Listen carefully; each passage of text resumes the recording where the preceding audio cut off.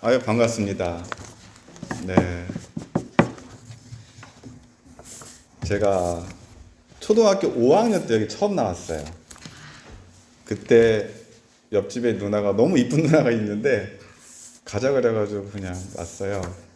그때 왔더니 제가 호칭을 뭘로 해야 될지 모르겠는데 상렬이 형 그때 계셨고 다 계시는데 초등학교 5학년 때 제 첫 교회였습니다. 첫 교회에 와가지고 중등부 때 다니고 또 잠깐 이사를 가는 바람에 못 나왔지만 그때 저도 이제 교회를 떠났죠.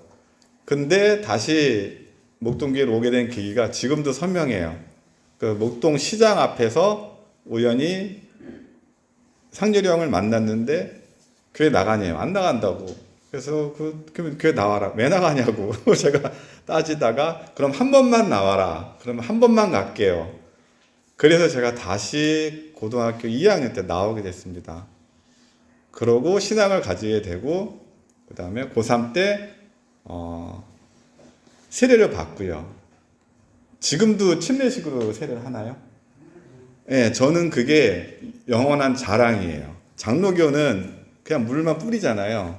근데 저는 여기서 침례로 세례를 받았거든요. 근데 물에 빠졌다가 나오는 그 감격은 잊을 수가 없어요. 아, 정말 제가 씻기는구나. 그래서 저도 선교지에서 아무리 장로지만 웬만하면 침례로 하는 거 제가 많이 권합니다. 그래서 저희 집이 좀 컸어요. 그래가지고 저희 집을 현지인 그 가정교회에 빌려줘서 세례하는 날만큼은 저희 집에 수영장이 있었거든요. 죄송합니다. 네, 그래서 거기를 침례로 웬만하면 받게 했습니다. 왜냐하면 사람의 몸이 물에 빠졌다가 다시 나오면서 제가 씻기는 거거든요.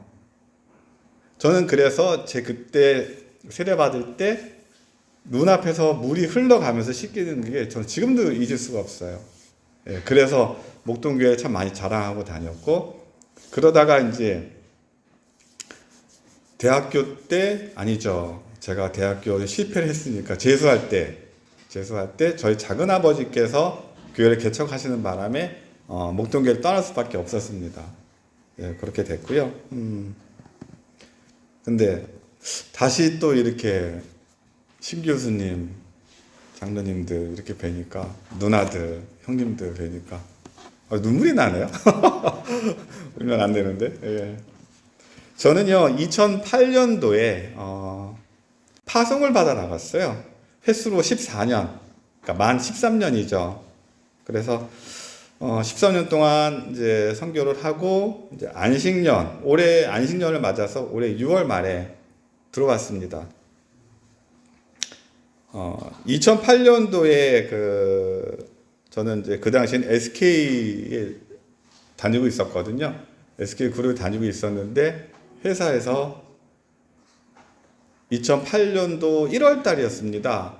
으로 가서 계약 협상을 해야 되는데 기술 전문가가 없다. 그러면서 제가 그때 유일하게 그 계약 첫 단계부터 어떤 프로젝트의 끝까지를 다 경험한 그 유경험자가 제가 유일했거든요. IT 쪽에서.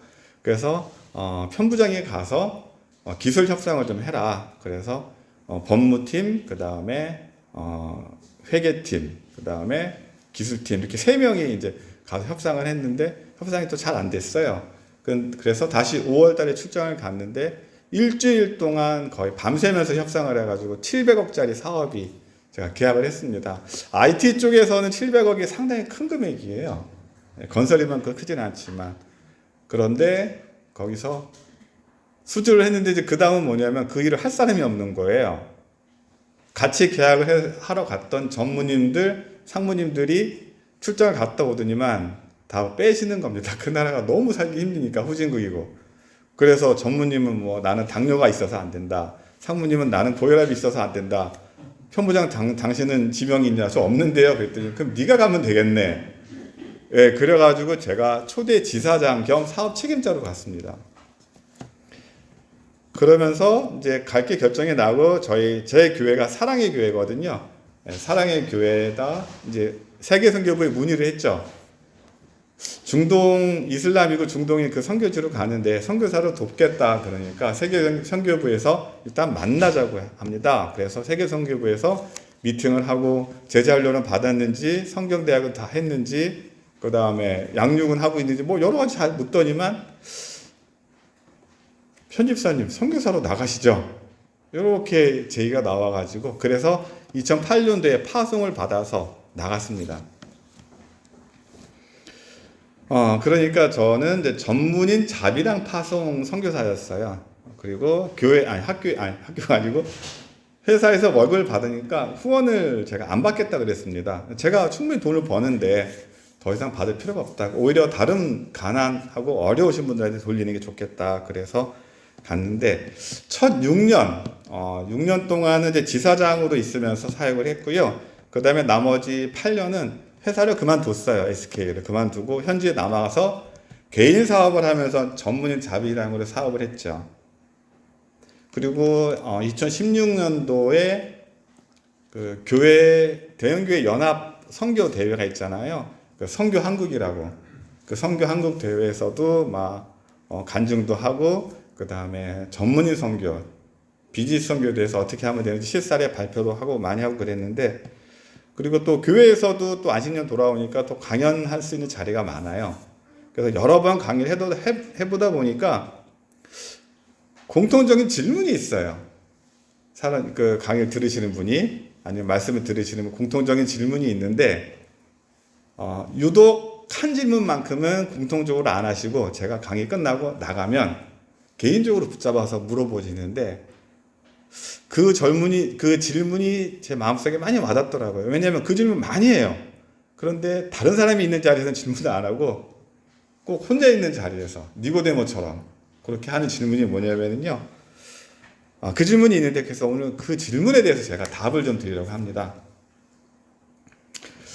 그래서 이 질문에 대해서 답을 드리는 게 오늘 설교에 맞겠습니까? 제가 한 3주 동안 계속 그 기도를 했는데 주님은 기뻐하시더라고요. 아마 제 생각엔 그럴 경우에는 여기 계신 분 중에 몇몇 분도 그 궁금증이 있는데 차마 못 물어보시는 분들이 있으신 것 같아요. 그래서 그분에게 좀 도움이 됐으면 좋겠습니다. 그 질문은요. 선교사님, 하나님하고 대화가 정말 가능한가요? 그러다는 얘기는 정말 많이 들었는데 저도 그냥 솔직히 말씀드리면 저도 그렇다고 하고 있는데 정말 안 되고 있어요. 어떻게 하면 하나님하고 정말 대화가 되나요? 그리고 아까 성경 말씀도 하셨는데 주님과 어떻게 하나가 되고 동행이 가능한지 잘 모르겠습니다. 그런 질문이 있는데 그거에 대해서 제가 말씀을 좀 드리겠습니다. 사실 여러분들이 희망을 가질 거는 뭐냐면 저도 처음부터 그러진 않았어요. 그래서 그 과정을 좀 말씀드릴게요. 제 첫 6년은 겉으로 보기엔 열매가 참 많았어요. 박수도 많이 받았고요. 500억이 넘는 일자리를 현지에서 주었고요. 그 다음에 현지인한테 100여 개가 넘는 일자리를 현지인들한테 줬거든요. 그리고 다른 선교사분들하고 연합해가지고 현지 교회를 살렸습니다. 그리고 또 매년 중동은 비자 받기가 어렵거든요. 그런데 제가 저희 회사를 통해서 매년 10여 명이 넘는 선교사분들한테 비자를 드렸으니까요. 그리고 국제단체인 웩이라는 선교단체가 있어요. 그 선교단체의 팀장이 찾아와서 자기네가 비자를 다 못 받는 상황이 됐다. 회사를 만들었는데 매출이 없으니까 비자를 거절당했다. 이거 어떻게 하면 좋겠느냐. 그래서 제가 그분들한테 일거리를 줬습니다. 그래서 그 웩 소속에 있는 외국인 선교사, 한국인 선교사가 다 비자를 받는 그런 일도 있었어요. 그렇게 이제 사역을 하면서 2013년에 SK에서 이제 본사로 복귀하라는 발령이 났습니다. 그때 저는 이제 기도를 하다가 사표를 내고 현지에서 더 머물렀어요. 왜 그러냐면 하나님이 나갈 때 내 허락받고 나갔으면 들어올 때도 내 허락받고 들어와야 되는 게 아니냐 이렇게 말씀하셨기 때문이죠.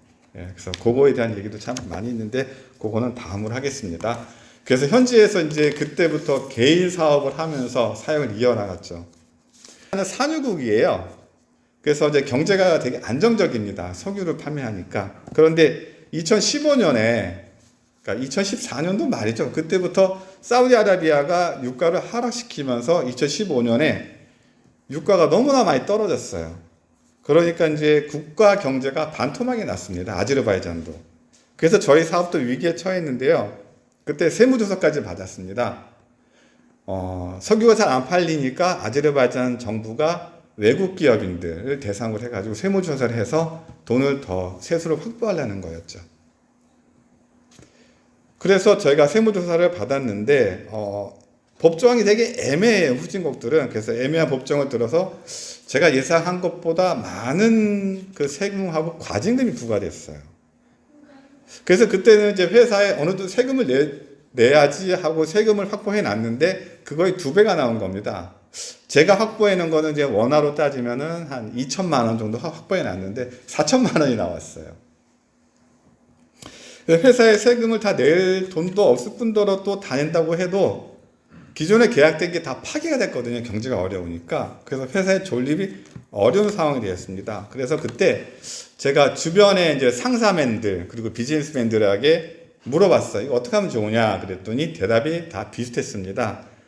남은 돈을 다 한국으로 빨리 달러로 바꿔서 보내고 출국금지 되기 전에 도망가라는 거예요. 근데 그게 알고 보니까 그렇게 해서 도망간 사람들이 많아요. 몰랐는데. 심지어는요, 선교를 위해서 비즈니스 한다고 하시는 분들도 그렇게 가신 분들이 꽤 있었다는 걸 그때 알았어요. 그리고서 한국에서 추방당했다고 얘기를 하더라고요. 근데 창피하게도 그게 저한테 유혹이 됐습니다. 돈이 없으니까. 이때 이제 새벽기도 하던 중에 주님이 갑자기 생각이 든 게 뭐냐면요. 떠나지 마라. 너가 그렇게 떠나면 그 자리에 누가 봐도 선교가 안 된다. 이 말씀이 너무나 명확하게 들리는 거예요. 그래서 지금부터 이제 기도의 이야기가 시작됩니다. 지금부터 이제 제가 하나님하고 소통하기 대화를 하기 시작하는데, 지금까지는 이제 그때까지는요, 제가 이제 사업이 잘 되게 해주세요. 병 낫게 해주세요. 자녀들 잘 되게 해주세요. 제가 돈 벌어서 더 돕게 해주세요. 그런 유의 기도가 대부분이었어요. 그리고 기도라는 것은 끊임없이 말을 해야지 그게 기도인 줄 알았고요. 쉬는 시간 있으면 안 되는 줄 알았어요. 그리고 기도가 응답이 안 되면은요, 더 열심히 해야 되는구나, 더 크게 외쳐야 되는구나, 기도 시간 더 늘려야 되는구나, 이렇게 생각하고 기도 생활을 했습니다. 그러니까 기도가 힘들어요. 예를 들어가지고 30분 기도해서 응답이 안 온다. 그러면 1시간을 늘려요. 그 다음에 기도 응답이 왔어요. 또 기도 제목이 생기면은 또 기도하는데 또 1시간 기도하니까 안 돼요. 그럼 2시간 해야 되나? 이게 안 되더라고요. 너무너무 힘들었어요. 그때 문득 든 생각이, 신앙의 생활이 힘든 건 아닐 텐데 이렇게 되면 내가 율법주의로 빠지는 게 아닌가, 그 생각이 들었습니다.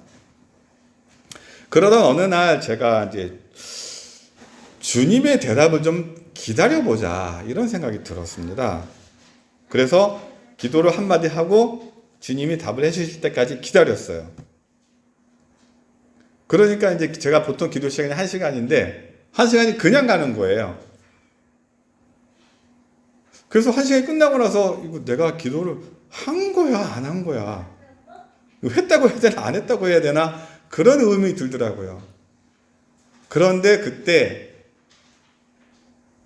주님의 답변을 기다리는 것도 기도다라는 생각이 들었습니다. 그래서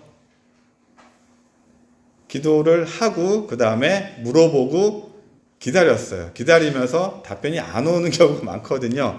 그때는 이제 성경을 그냥 묵상을 합니다. 성경을 읽기도 하는데 그때는 이렇게 하시면 안 돼요. 어디부터 어디까지 무조건 읽어야지, 그러면 마음이 바빠지거든요.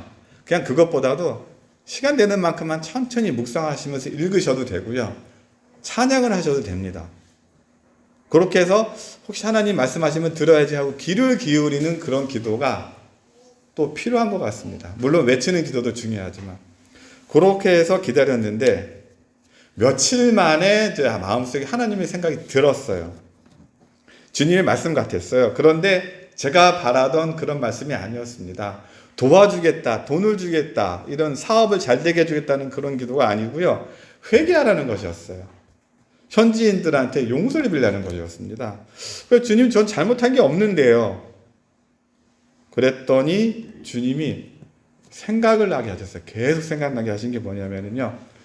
현지인보다 잘 사는 나라에서 왔다고 교만했다는 겁니다. 제가. 그리고 현지인한테 월급 주는 사장이라고 교만했다는 거예요. 그리고 보통 후진국의 사람들은 게으르거든요. 그래서 게으르고 거짓말 잘하고 핑계 많이 대는데 나는 너희랑 달라. 나는 성실해. 출근 시간 잘 지키고 거짓말도 안 해. 라면서 교만했다는 것입니다. 그리고 현지인 너희는 예수 안 믿지만 나는 믿어. 라고 교만했다는 거고요. 그리고 마지막으로 저를 더 슬프게 한 거는 제 직장에서 일하는 그 현지인들이 실수하거나 잘못을 했을 때 현지인을 사랑으로 훈계하는 게 아니고요. 따끔하게 혼낼 기회로 삼았다는 거예요.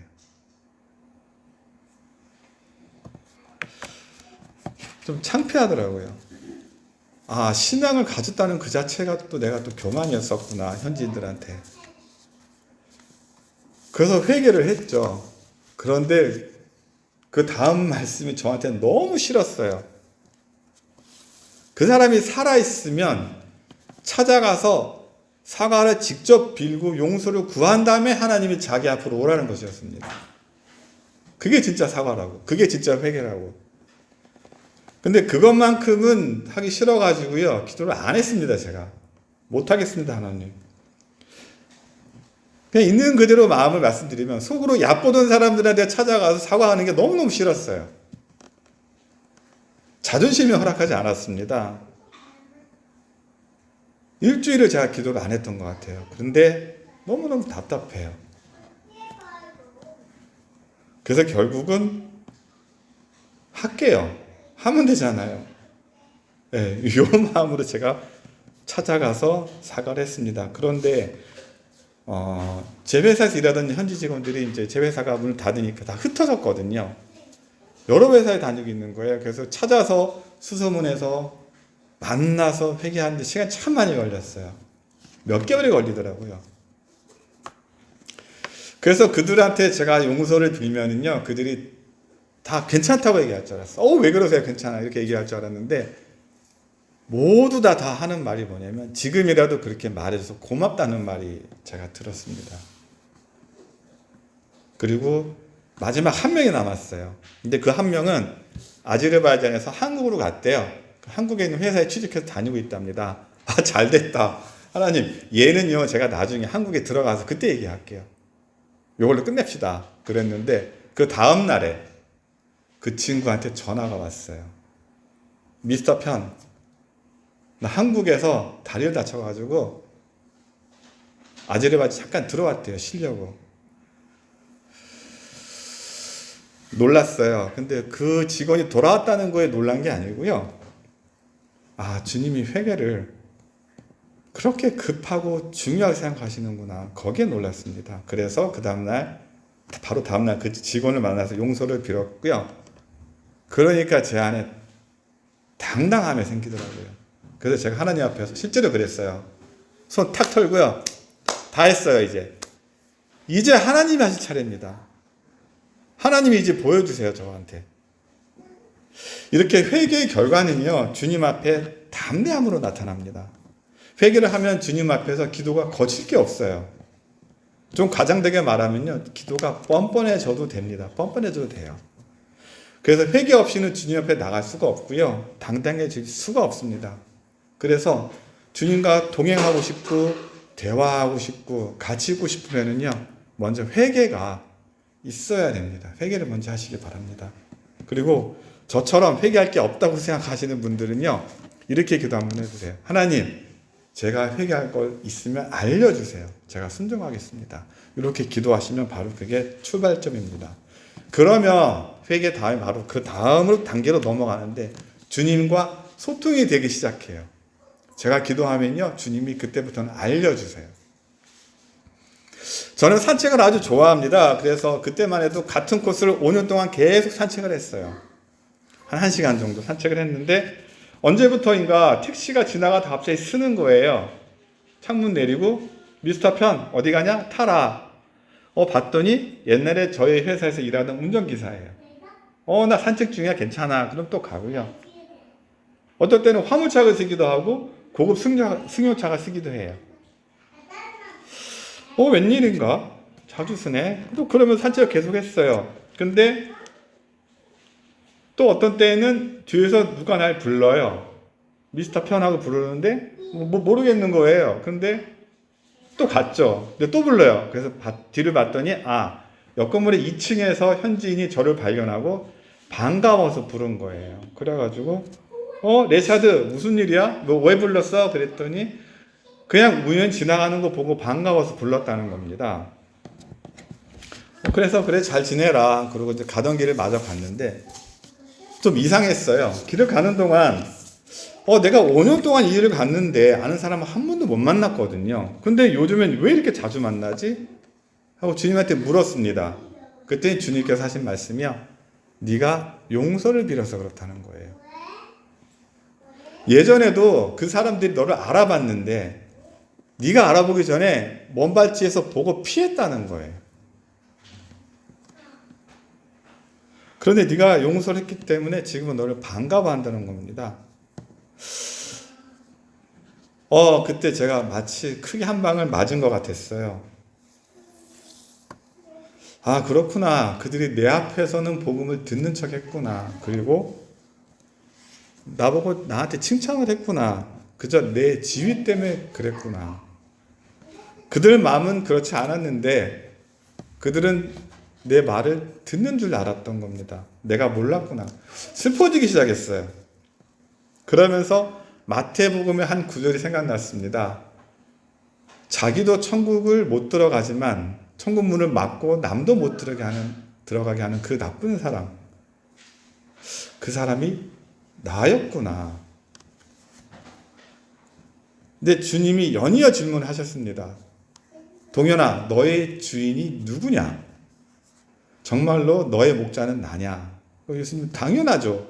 그래서 예수님은 아니라고 하셨어요. 그러시면서 주님이 저를 막 호되게 나무라졌습니다. 너의 주인은 내가 아니었다. 학교 다닐 때는 교수가 주인이었고 직장 다닐 때는 상관이 주인이었고 월급 주는 사람이 주인이었고 기껏 여기 데려왔더니 돈 벌게 해준 사람이 주인이었고 창피한 얘기 하나 더 할까요? 기도 편지 쓰면 읽고 칭찬하는 그 사람이 바로 네 주인이었다.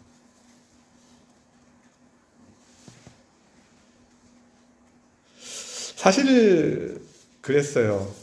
제 주인이 주님이 아니셨던 것 같아요. 저도 저를 속인 거죠. 저는 현지에서 대통령을 2번 만났거든요. 그리고 국영방송국에도 5번 나왔어요. 한국의 국토교통부 장관상도 타고요. 그리고 최태원 회장이 전용기 타고 아제르바이잔에 와서 저를 포상하기도 했습니다. 그런데 그 모든 열심이 주님이 주인이 아닌 나의 열심이었다고 주님은 말씀하셨어요. 그리고 환상을 보여주셨는데 환상이랄 것까지는 없고요. 주님이 제가 걸어온 그 화려한 길 있지 않습니까? 그 화려한 길을 뒤돌아보게 하셨어요. 갑자기 뒷모습을 보여주는데 그 길에는 상처받고 쓰러지는 사람들로 가득했습니다. 현지인은 말할 것도 없고요. 한국 사람도 있었고 저희 가족들도 있었어요. 그때 주님이 또 말씀하셨습니다. 이 사람들을, 이 상처받은 영혼들을 어떻게 할 거냐? 이제 그만해라. 너는 내 것인데 내가 너를 내 마음대로 쓰지 못했다. 너는 내 거다. 더 이상 그 산책을 할 수가 없었어요. 그래서 산적한 길에서 발걸음을 멈추고 참 많이 울었습니다. 내가 나쁜 놈이었구나. 선교사라고 내가 하던 내가 오히려 천국 문을 닫았구나. 내가 사꾼이었구나. 그리고 내가 그렇게 많이 욕하던 사람, 저러면 안 된다고 욕하던 사람이 바로 나였구나. 내가 그랬구나. 내가 그랬구나. 그리고 주님한테 너무 미안해가지고 회개 정도가 아니었어요. 정말 미안했어요. 주님 미안해요. 근데 몰랐어요, 제가. 몰랐어요. 한 번만 봐주세요. 몰랐어요. 미안해요. 그래서 정말 미안해요. 몰랐어요. 그래서 며칠 동안 참 많이 울었어요. 울면서 기도했습니다. 주님이 원하시는 거는요, 성과보다는요, 그 현지인들을 바라보는 시선이었어요, 시선. 제가 교만했던 거거든요. 주님이 저를 자녀로 바라보는 것처럼 똑같이 현지인을 주님의 자녀로 바라보라는 것이었습니다. 더군다나 잃어버린 자녀니까 더 안타깝게 바라봐야 된다는 거였어요. 그래서 그 다음부터 제 주된 기도 제목이요, 바뀌었습니다. 주님의 시선으로 제가 사람들을 보게 해주세요. 현지뿐만이 아니라. 그리고 주님의 마음으로 제가 그 사람들을 바라보게 해주세요. 주님의 시선이 내 시선이 되고요. 주님의 마음이 제 마음이 되게 해주세요. 이 기도는요, 현지인에게도, 그리고 한국인에게도, 심지어 가족에게도 똑같았습니다.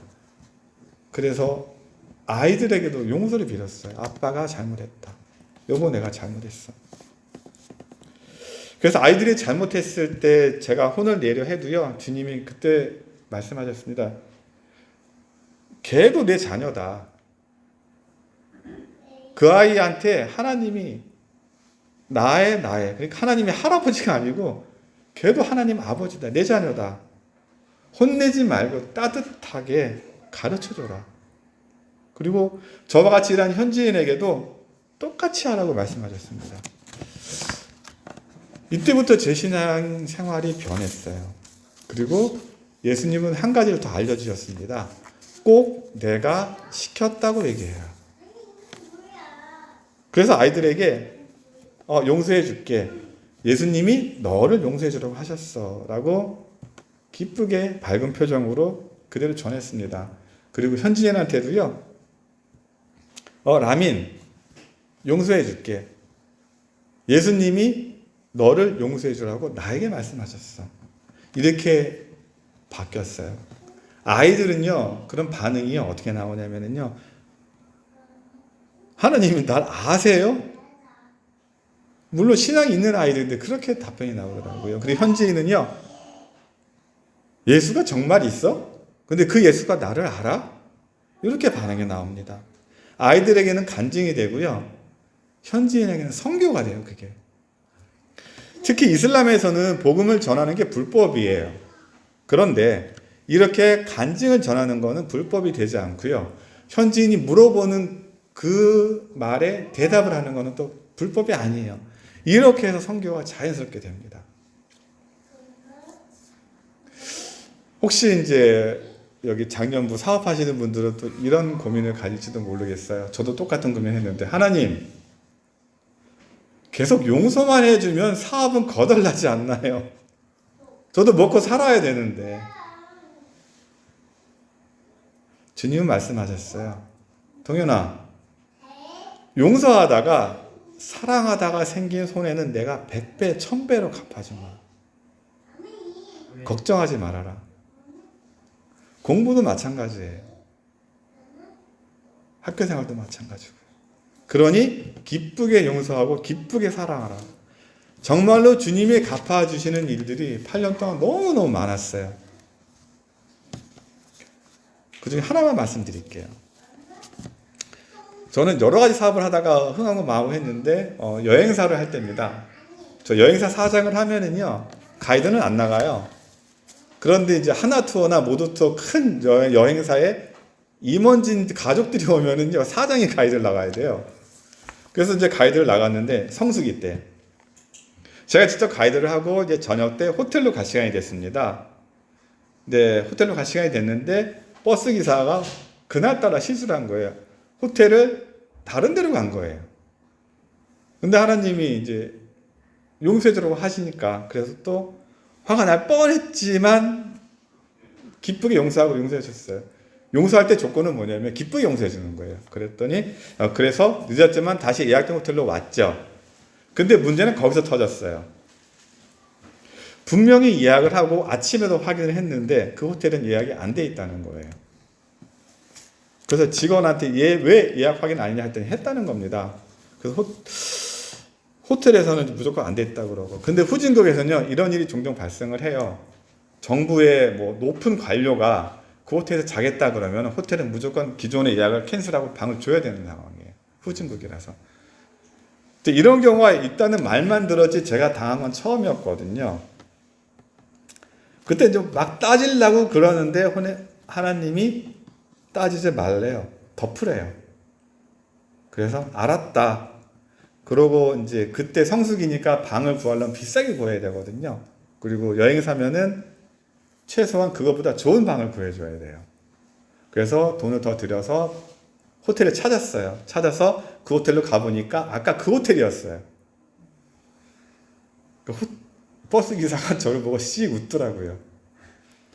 근데 아마 제가 그때 화를 냈으면 제 체면이 말이 아니었을 법했습니다. 그리고 2시간 동안 버스를 더 썼기 때문에 돈을 내야 되는데 버스 기사는 괜찮대요. 근데 그 여행 시즌이 끝나고요. 여행 시즌이 한 11월이면 끝나거든요. 그럼 12월 달에는 무엇을 하냐면은 그 다음에 1년치 호텔을 예약을 해요. 그런데 아까 그 예약을 파기했던 호텔 사장이 저를 보자고 해서 갔습니다. 그랬더니 얘기를 하더라고요. 여름에 그런 일이 있었는데 네가 그냥 모른 척하고 가져서 너무너무 고맙대요. 자기도 우기기는 우겼는데 미안했대요. 근데 내 체면을 살려서 너무 고맙다. 그래서 내년도 계약은 올해 계약한 거에 60%로 하자. 그렇게 해서 제가 그 다음에 돈 좀 벌었어요. 근데 그 사장하고 저하고 정말 친한 사이가 됐습니다. 이런 게 엄청나게 많아요. 거의 자주 있습니다. 작년부터 코로나 때문에 서민 생활이 말이 아니에요. 제가 산책을 주로 하는데 산책하거나 쓰레기 버리러 가면은요, 옛날보다 구걸하는 사람들이 엄청 많아졌다는 걸 느껴요. 근데 하나님이 이제 저에게 그 사람들을 불쌍히 여기는 마음을 주셨어요. 그래서 산책할 때는요, 일부러 동전을 좀 무겁게 들고 나가요. 동전은 저한테는 뭐 큰 돈이 아니지만, 현지에서는 500원짜리 동전 하나면 4인 가족이 한 끼 먹을 빵이 나와요. 그래서 제가 동전을 들고 가는 겁니다. 그래서 그 돈을 다 주고 와요. 그리고 쓰레기 버리러 가서 뒤지는 사람 있으면 밥은 먹었냐? 그러니까 거기서는 이제 초래기라고 하는데 빵은 먹었냐? 안 먹었다 그러면 이걸로 빵 사 먹어라. 그렇게 주고 옵니다. 그리고 길가에서 그 나물 파는 할머니나 그런 사람도 있으면 동전을 안 받아요. 웬만하면. 그냥 괜찮다고. 예, 그렇게 제 마음을 만져주시더라고요. 저를 바꿔주셨어요. 이렇게 생활을 하다가 이제 안식년을 맞이해가지고 6월 달에 한국에 왔습니다. 한국에 와서 몇 개월 지나다 보니까 주님이 저한테 또 말씀해 주셨어요. 동현아, 너가 아제르바이잔 생활하고 한국 생활이 왜 이렇게 다르냐? 한국에서도 아제르바이잔하고 똑같은 시선과 마음으로 사람들을 봐야 한다고 말씀하셨어요. 그래서 제 행동을 좀 뉘우쳐 봤더니, 제가 좀 무뚝뚝해졌더라고요. 한국에 왔다고. 그래서 길가에 있는 사람이나 포장마차에서 호떡 파는 아주머니한테도 제가 따뜻하게, 그리고 나물 파는 할머니, 또 아파트 경비 이런 분들에게도 똑같이 이렇게 대주는 걸로 제가 또 바뀌었어요. 주님은 한국인이든 현지인이든 그리고 모두 다 주님의 자녀로 잃어버린 영혼으로 대하기를 바라세요. 다시 선교지 얘기를 하겠습니다. 하나님하고 소통이 되기 시작하니까 하나님은 먼 그 이야기나 그 기도 응답보다는요, 매일매일 해야 될 일을 저에게 알려주셨어요. 그래서 아침마다 저는 오늘 누구를 만나면 될까요? 이렇게 물어보고요. 또 무슨 대화를 할지 물어봅니다. 제가 목동교회 이번에 오게 된 것도 바로 그것 때문에 오게 된 거예요. 오늘 뭘 할까요? 그러니까 목동교회 전화를 하래요. 그래서 안 했어요. 바쁜데 뭐 전화를 합니까? 근데 그 일주일이 가더라고요. 하나님 계속 말씀하시니까 제가 못 참고 그냥 한 겁니다. 그렇게 해서 왔고요.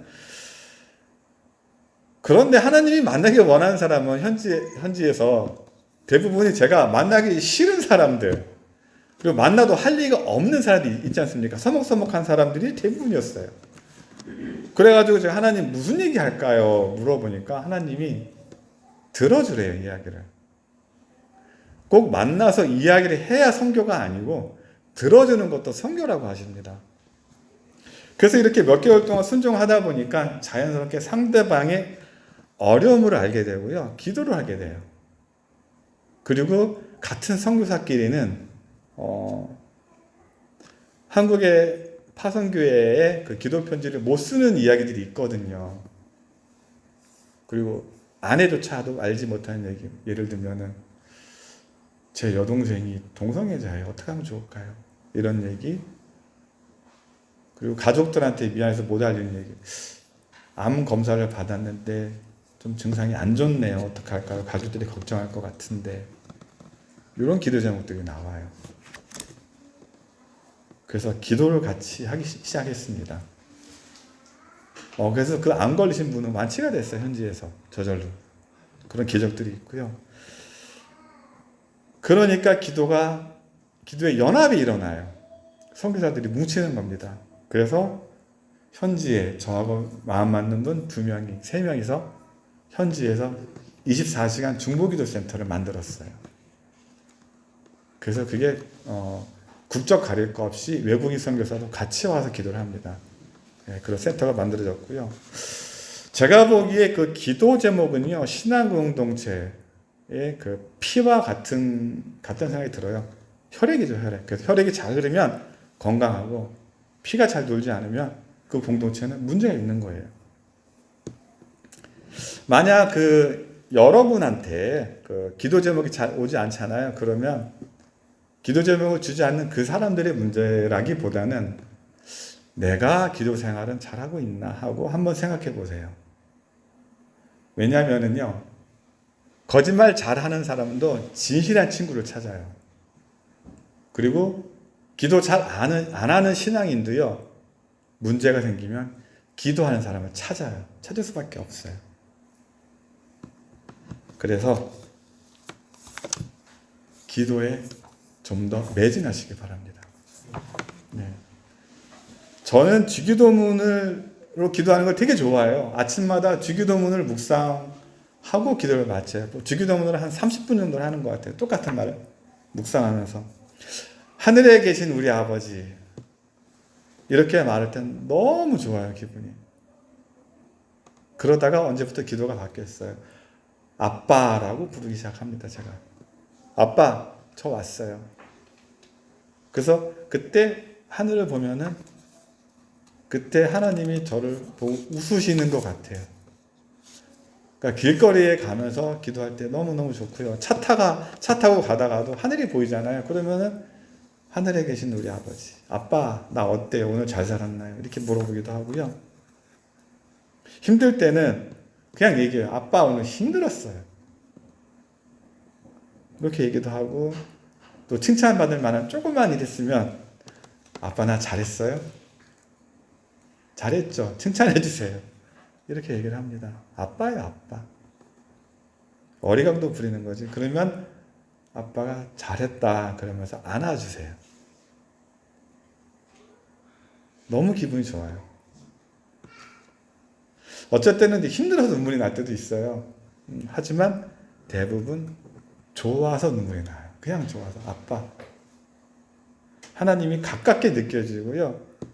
그냥 그러면 지금이 천국이거든요, 사실. 하루는 기도하다가 이제 제가 좀 호기심이 많아요. 호기심으로 물어봤어요. 아빠, 나 죽을 때 어때요? 아파요? 아픈 게 싫거든요. 그렇지 않아요? 그래서 물어봤는데 하나님이 대답해 주셨어요. 이렇게 죽는다면서 저를 꼭 안아주셨어요.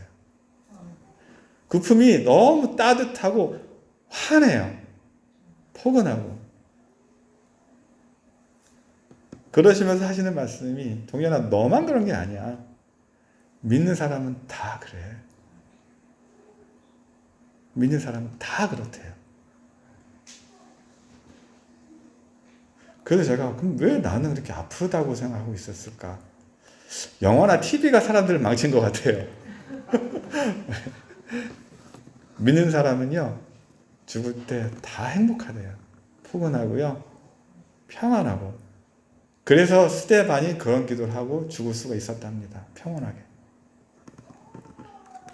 그래서 호기심에 하나 더 물어봤어요. 아마 여러분도 비슷할 것 같은데. 하나님, 저는 죽기 전에는 어떤 모습일까요? 그랬더니 하나님이 기도하는 노인의 모습을 보여주셨어요. 아, 그 순간 얼마나 감사한지 그냥 고마워서 울었습니다. 하나님, 그거면 됐어요. 그거면 충분합니다. 사실 제가 바라는 모습이 바로 그거거든요. 그냥 죽을 때까지 하나님만 바라보고 가는. 네. 우리가 나중에 죽어서요, 천국에 가면 예수님 만날 거 아니에요. 예수님을 만나면 이러면 안 돼요. 서먹서먹해가지고 차렷자세로 예수님이신 것 같은데, 가지고 예수님이 오세요. 그러면은 안녕하세요 예수님, 말씀 잘 들었습니다 하고 악수 이렇게 하잖아요.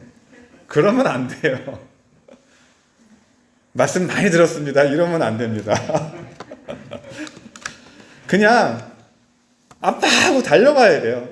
그냥 아빠 진짜로 만나네요. 이렇게 가야 돼요. 아빠. 그래서 달려가서 품에 꽉 안겨야 돼요. 그 정도로 가까워야 돼요. 그러려면 기도를 계속 해야 돼요. 가까이 있는 그런 기도.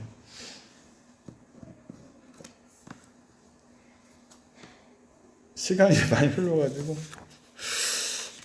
조금만 더 해도 되겠습니까? 예. 원고에는 없는 얘기인데 그러면 또 여러분들이 마음속에 질문이 들어요. 믿고 싶은데, 자, 원고에 있는 얘기 아닙니다. 믿고 싶은데 믿어지지가 않아요. 저는 청년 때 그랬어요. 믿어지지가 않아요. 그래서 원고에 없지만 요 얘기로 끝낼게요. 어떻게 하면 되냐면요, 믿음은 내가 만드는 게 아니에요. 왜 나 믿음이 없지? 자책하지 마세요. 믿음을 내가 만들게 되면 어떤 일이 발생하냐면요, 자기 의가 돼요. 믿음이 없는 사람이 우습게 보여요. 절대 믿음은 내가 만드는 게 아닙니다. 믿음은 예수님이 주시는 거고요. 얼마든지 주시고 싶어 하세요. 그래서 그 믿음의 첫 단추가 뭐냐면요, 성경에 나오죠. 제가 믿음이 없습니다. 믿음이 없는 거를 도와주세요. 요게 믿음의 첫 단추예요. 믿음을 내가 만들려고 하지 마세요. 믿음은 주시는 거고요. 예수님이 나한테 믿음을 주셔야지 내 의의가 안 생기고요, 겸손해질 수 있고요, 하나님의 일을 할 수가 있습니다. 기적을 경험할 수가 있어요. 네, 청년분들, 믿음은 내가 만드는 게 아니에요. 그냥 시작은 기도입니다. 믿음을 주세요라고 그냥 기도하세요. 이렇게. 그게 믿음의 첫 단추인 것 같습니다. 그리고 이제 장년분들, 예수님 아버지가 가깝게 느껴지지 않는 가장 큰 이유 중에 하나는요, 내 육신의 아버지가 안 그랬기 때문에 그래요. 그런 경우가 되게 많아요. 내 아빠가 무서웠기 때문에, 야단치는 아빠였기 때문에 하나님이 그렇게 잘 안 느껴지는 경우가 많아요. 무서워요, 하나님. 저도 그랬어요. 내가 조금이라도 잘못하면 혼내는 아버지로 제가 생각하고 있기 때문에 하나님이 그렇게 안 느껴지는 거예요. 내가 경험을 못 해봤기 때문에. 그러면은요, 이걸 어떻게 극복하냐면요, 일단 육신의 아버지를 용서해 주세요. 그 사람도 사람이기 때문에 그럴 수밖에 없었구나. 용서해 주시고요. 하나님 아버지는 달라요. 그래서 아버지를 만날 때 경찰 같은 하나님, 나를 혼내려는 훈육주인 같은 하나님이 아니라고 생각하세요. 아닙니다. 아버지는 따뜻한 하나님이고 내가 잘못했을 때 호시탐탐 막 돋보기 뭐 가지고 잘못한 거 있는지 없는지 따지려는 그분이 아니고요. 따뜻한 하나님이시라는 거를 다시 아셨으면 좋겠어요. 예, 그러면 그때부터는 아버지가 따뜻하게 다가옵니다. 그러면 어리광을 부릴 수가 있어요. 그래서 여러분이 나처럼 저처럼 기도를 갈구하는 기도, 그 다음에 육신의 아버지를 돌아가셨든 살아계시든 용서하시고 덮으세요. 그리고 하나님 아버지는 무서운 하나님이 아니에요. 내 잘못을 다 용서해주는 하나님이에요. 그래서 아빠라고 부르셔도 됩니다. 그걸 좋아하세요. 그렇게 신앙생활 시작하시면요, 하나님과 동행할 수가 있고요. 그 다음에 하나님을 더 가까이 느낄 수가 있습니다. 네, 이것으로 마치겠습니다. 감사합니다.